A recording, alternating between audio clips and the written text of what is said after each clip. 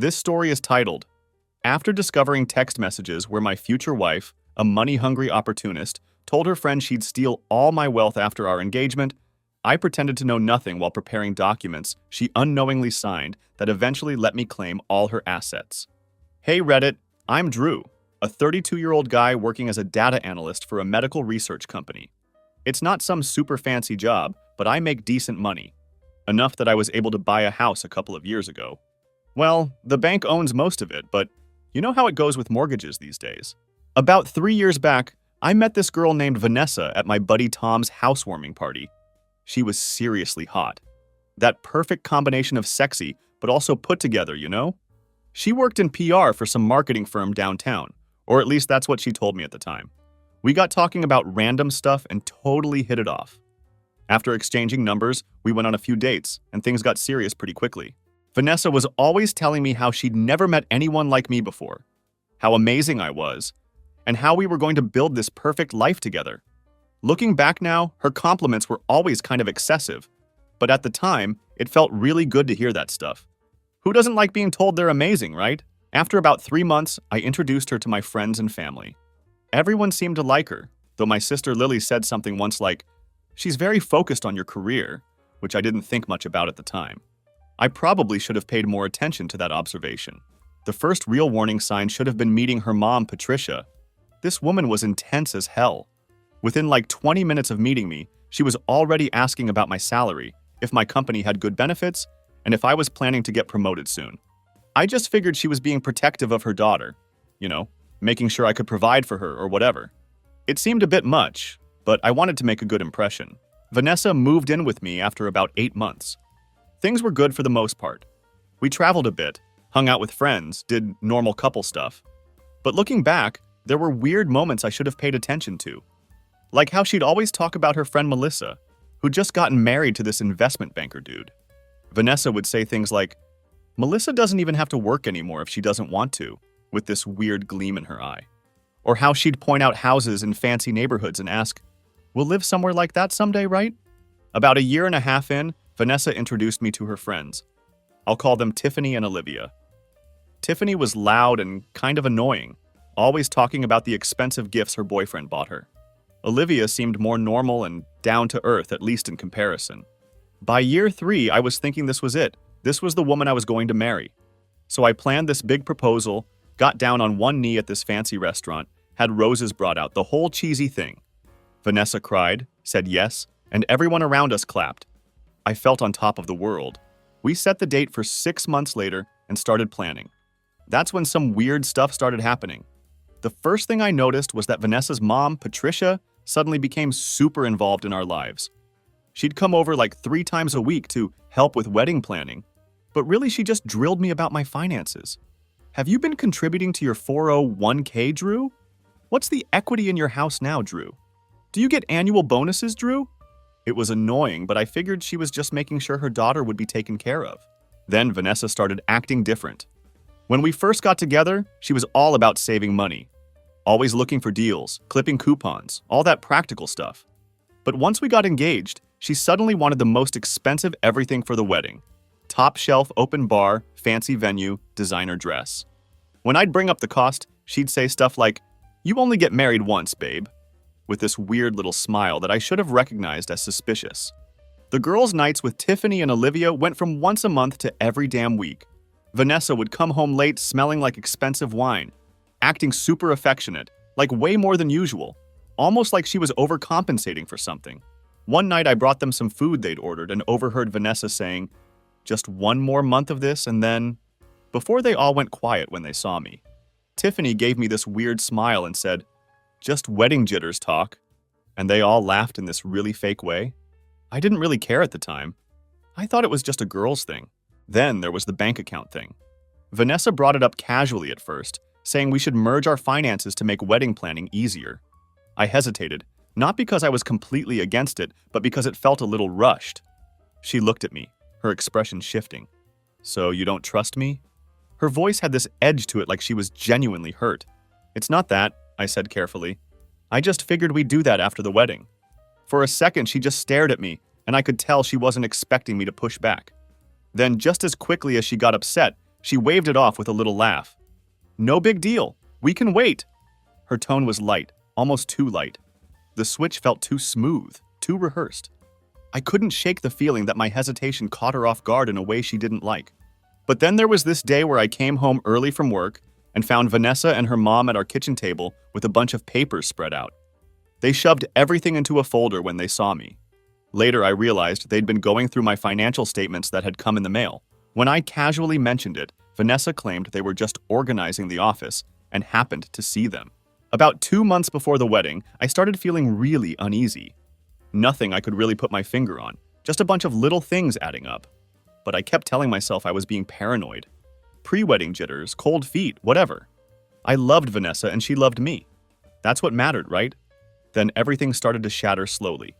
I was working late one night in my home office when Vanessa was upstairs. Her phone was on the kitchen counter and lit up with a text from Tiffany. Normally, I'm not the snooping type, but the preview caught my eye. Did he agree to merge the accounts yet? TikTok girl. Something about it just seemed off. Vanessa had been pushing the joint accounts thing pretty hard lately.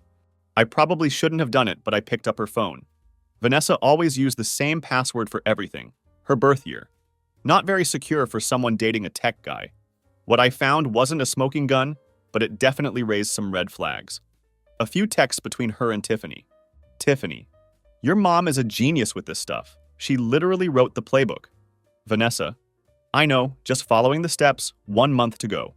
Tiffany, then freedom and $5,000. Vanessa, exactly. Can't wait to never have to pretend again. I put the phone down feeling like someone had punched me in the face. Pretend? Pretend what? I told myself maybe they were talking about pretending to care about wedding planning or something, but deep down I knew that wasn't it. The next day I decided to pay closer attention. Vanessa seemed normal at breakfast. Kissed me goodbye, told me she loved me. All the usual stuff. But it felt rehearsed, like she was going through the motions. That afternoon, Vanessa went to the gym for her usual workout. She left her laptop open on the couch, and that was my chance. After those texts, I needed to know what was going on. Her email was still open, and there was one from her mom with the subject line, "The plan month 4." I clicked it. Honey, you're in the home stretch now. Remember, be extra attentive these last few weeks. Make him feel secure. The prenup conversation might come up. If it does act offended at first, then give in only if he offers you some kind of settlement clause. Tiffany's cousin got $60,000 that way, even though the main prenup was solid. Men are so easy when they think with their hearts. Love you. So proud of you. Holy shit. I stared at the screen for like 10 minutes trying to process what I was reading. This couldn't be real, right? My brain was trying to come up with innocent explanations, but nothing fit. I closed the laptop exactly how I'd found it and went for a drive to clear my head. Maybe I was misinterpreting things. Maybe the plan was something completely different than what it seemed. Maybe, when I got back from my drive that night, Vanessa was waiting for me with this weird smile on her face. She had made dinner, which was rare. She usually suggested takeout. Hey babe, I've been thinking about what we talked about last week, she said, sliding up next to me on the couch. You know, about our finances. I tensed up but tried to keep my face neutral. What about them? Well, she said, tracing her finger along my arm in that way she did when she wanted something. I really think we should combine our accounts before the wedding. It would make everything so much easier. I studied her face, looking for any sign of the Vanessa I thought I knew. Okay, what's really going on here? Why is this so important to you all of a sudden? She laughed, but it sounded forced. Nothing's going on. I just think married people should share everything. My mom says separate finances are the first step to a failed marriage. Of course her mom said that. I was about to push harder when Vanessa's phone buzzed. She grabbed it quickly, angling the screen away from me as she read the message. Her face changed for just a second. A flash of something calculating before she put on her sweet smile again. Just Tiffany confirming brunch this weekend, she said. But something told me that wasn't all it was. The next weekend, I got the final confirmation I needed. Vanessa went for brunch with Tiffany and Olivia and accidentally left her iPad at home. The thing kept lighting up with notifications from their group chat. I grabbed it and opened their messages. It was all there in black and white. Tiffany, just 1 more month of this charade and then you're set for life. Vanessa, God, I can't wait. Playing the perfect girlfriend for 3 years has been exhausting. Olivia, you sure this is going to work? What if he fights the divorce? Vanessa. Mom says the first month of marriage is key. Be sweet, be loving, then start picking fights around week 3. By week 4, suggest a break and then divorce. He'll be so blindsided he won't know what hit him. Tiffany. And then you get half of everything? House, savings, even his future income. Vanessa. Half of his income for years. Mom did this with her second husband and lived like a queen for a decade. Olivia. What if he makes you sign a prenup? Vanessa. Drew. LMAO, he's too trusting, he'd never.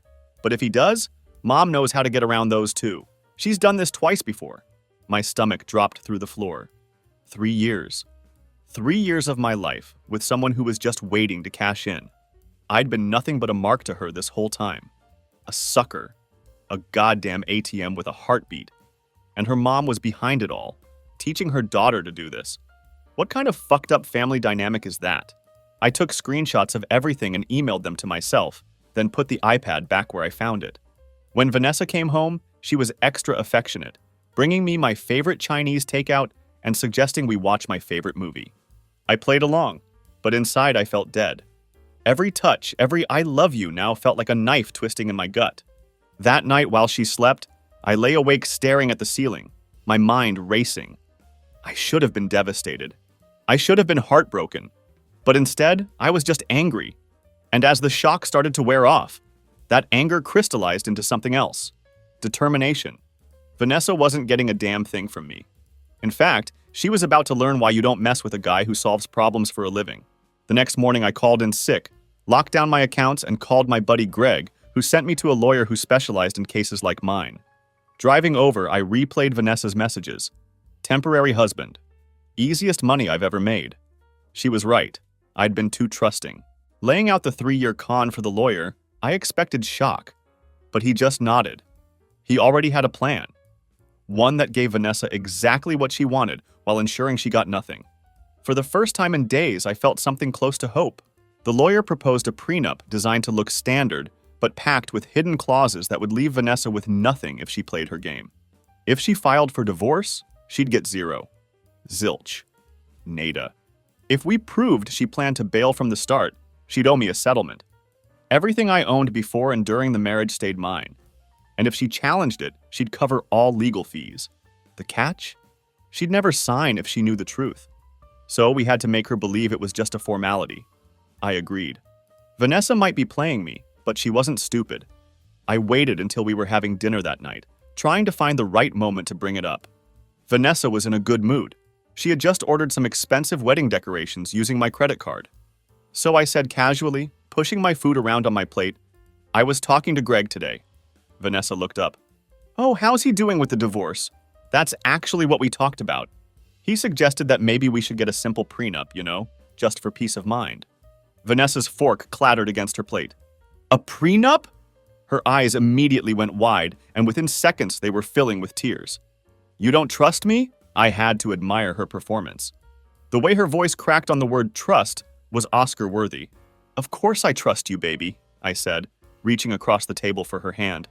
It's just a piece of paper. My lawyer says everyone does it now. It's a standard thing couples do, like getting insurance. It's not like it would ever be used. Vanessa pulled her hand away and crossed her arms. I can't believe you'd even suggest this. I thought we were a team. We are a team. This doesn't change anything between us. She was quiet for a long minute. I could almost see the wheels turning in her head. Under the table, I noticed she was texting someone, probably her mom asking for emergency advice on how to handle this curveball. I need to think about this, she finally said, getting up from the table. I'm going to take a bath. Take all the time you need, I said, watching her walk away, phone clutched tightly in her hand. The next day, I made sure to act extra affectionate. I brought her coffee in bed, told her how beautiful she looked, the whole 9 yards. Around lunchtime, I staged a phone call that I made sure she could overhear from the kitchen. Yeah, the prenup is just basic stuff everyone does, dude. Are you kidding? I'd never use it against Vanessa. It's actually more to protect her, if anything. You know what? I even told my lawyer to add in something nice for her, like a guaranteed cash settlement. I mean, the whole thing is just paperwork nobody will ever look at again anyway. She's getting the house if anything happens. I already decided that. And just like that, later that night, she brought it up herself. You know what? You're right. We should do that prenup thing just to be safe for both of us. I played dumb. Really? You don't mind? She gave me that fake smile I now saw right through. Of course not. I'm not marrying you for your money, Drew. I'm marrying you because I love you. The lie actually made me laugh, but I covered it with a cough. Great! I'll have my lawyer add a small clause for you too. Maybe something that guarantees you a little settlement no matter what. Would that make you feel better? Her eyes lit up like a kid on Christmas morning. You'd do that for me? That's so sweet. What she didn't know was that her protection clause was written to sound significant while being legally meaningless. The lawyer had used language that seemed to promise her a settlement, but actually contained conditions that would never be met. When she came to the law office to sign it, she barely even read the damn thing.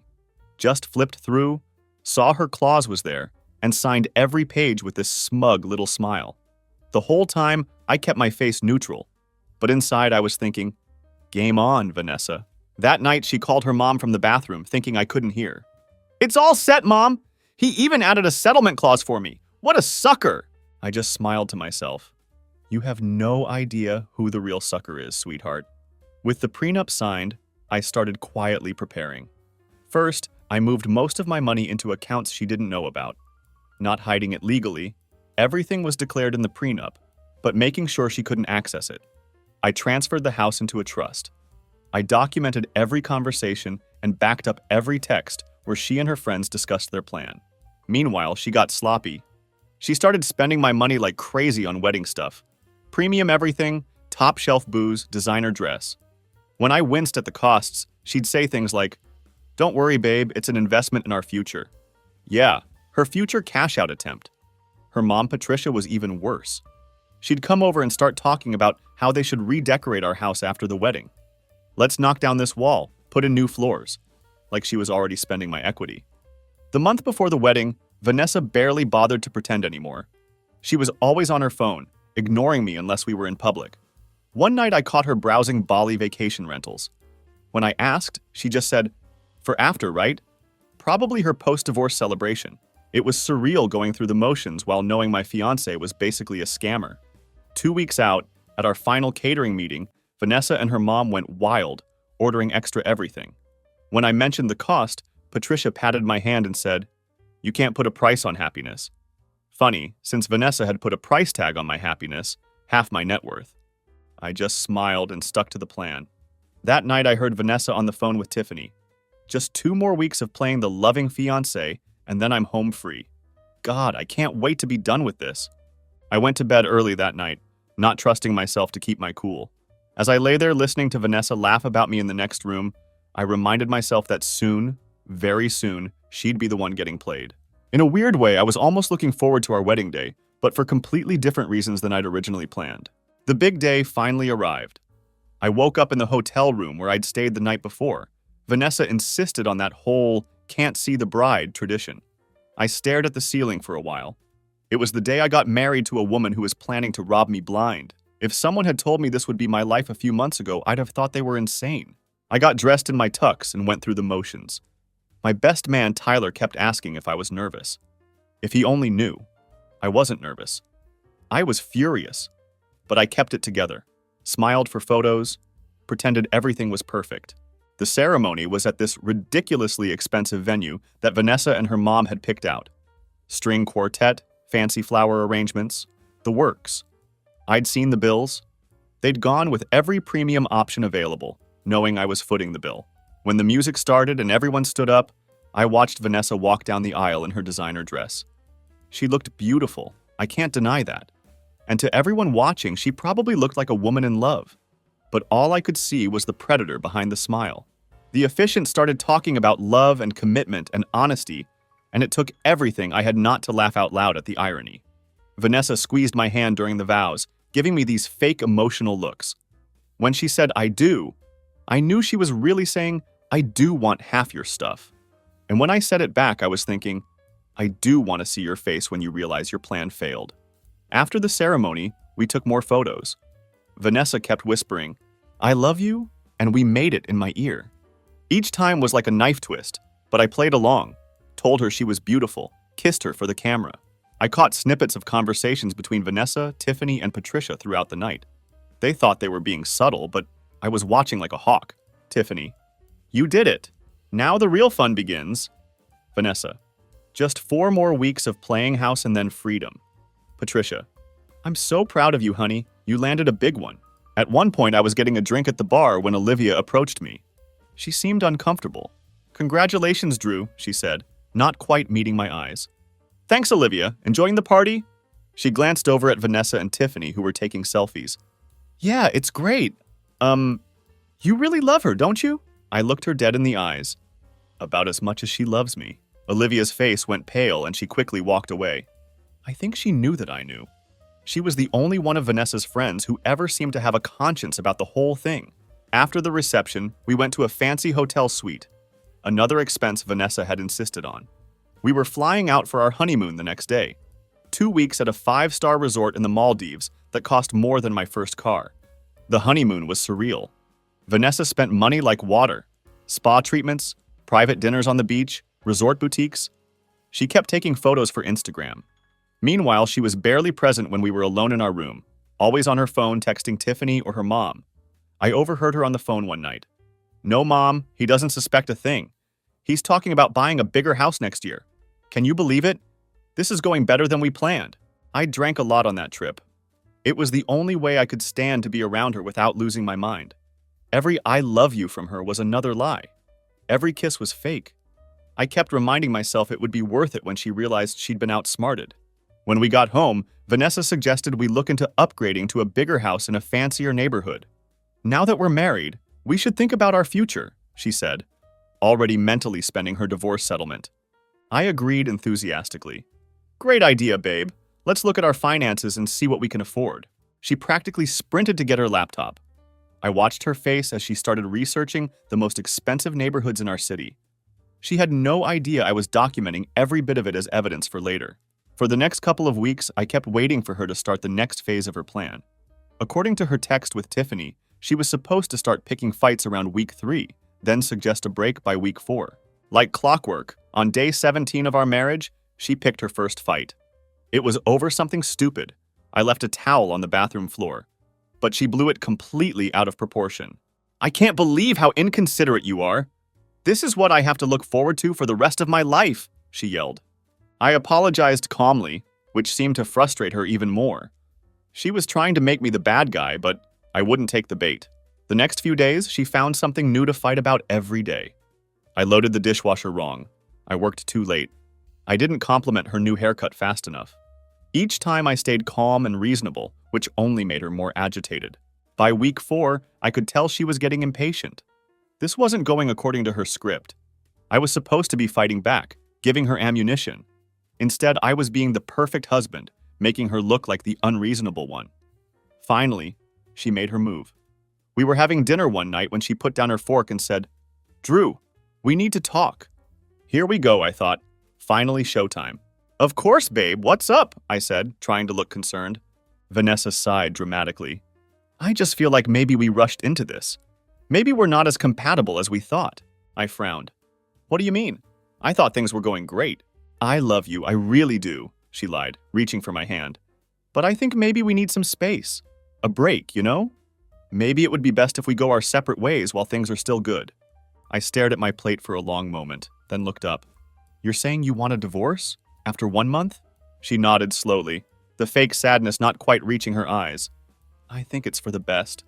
I took a deep breath like I was trying to process this devastating news. If that's what you want, I guess we should talk to a lawyer. Vanessa tried to hide her excitement, but I caught the flash of triumph in her eyes. I think that would be best. We can go tomorrow. Sure, I said. I'll call my guy in the morning. That night, Vanessa was on the phone with her mom and Tiffany for hours, no doubt celebrating her imminent payday. I could hear snippets. It was so easy, he didn't suspect anything, and of course I'll help you with yours next. The next morning, Vanessa got all dressed up for our lawyer meeting. My lawyer welcomed us into his conference room with a professional smile. He had all the documents ready in a thick folder. Vanessa didn't know it, but we'd prepped everything days ago, just waiting for her to make her move. So I understand you're seeking a divorce, he asked, looking between us. Vanessa nodded, the picture of reluctance. Unfortunately, yes. It's a difficult decision, but I think it's for the best. And you're the one initiating this divorce, correct, Mrs. Sanders? My lawyer asked, making a show of taking notes. Yes, Vanessa confirmed, a hint of impatience in her voice. Let's get to the money part, her eyes seemed to say. I see, he said, opening the folder. Then let's discuss the terms as outlined in your prenuptial agreement. Vanessa's smile flickered. The prenup? Oh, that was just a formality. My lawyer raised an eyebrow. I'm afraid not, Mrs. Sanders. The prenuptial agreement you signed is a legally binding document. Well, yes, but Drew and I had an understanding, she said, turning to me with pleading eyes. Right, honey? I said nothing, just stared at her. My lawyer continued. According to the terms you both signed, since you're initiating the divorce, you'll receive no financial compensation, assets, or spousal support from Mr. Sanders. Vanessa laughed nervously. That can't be right. Furthermore, he continued, due to Section 7, the fraud provision. Fraud? Vanessa interrupted, her voice rising. What are you talking about? He slid a stack of paper across the table. We have extensive evidence of your intent to defraud Mr. Sanders, including text messages, emails, and witness statements confirming your plan to marry him solely for financial gain, then divorce him after 1 month. The color drained from Vanessa's face. She turned to me, panic in her eyes. Drew, this is crazy. You can't believe. There's also this, I said quietly, sliding my phone across the table. On it was a recording of her conversation with her mom from the night before. And he has no idea. The idiot really thinks I loved him. Mom, you were right. This was so easy. Vanessa stared at the phone, then at me, her mouth open in shock. You recorded me? You spied on me? That's legal in this state, my lawyer cut in. One-party consent. This isn't just about getting nothing, Vanessa, I said, my voice steady. According to the prenup you so happily signed, you actually owe me money for legal fees and damages. She looked like she might throw up. This can't be happening. Oh, it is, my lawyer said, turning to another page. And there's more. Your mother's involvement as a co-conspirator opens her up to potential legal action as well.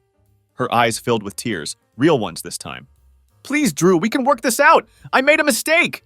A mistake? I laughed. A mistake is forgetting an anniversary. You planned for months to destroy my life. Her desperation was obvious as she reached for my hand, but I pulled away. She'd wanted a divorce. Now she had it.